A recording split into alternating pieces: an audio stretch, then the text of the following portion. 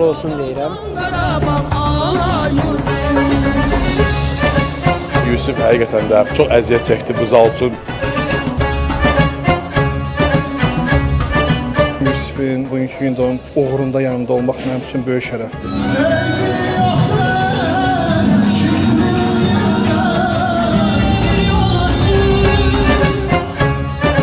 Oradan çox möhtəşəm və böyük bir zal açıbdılar.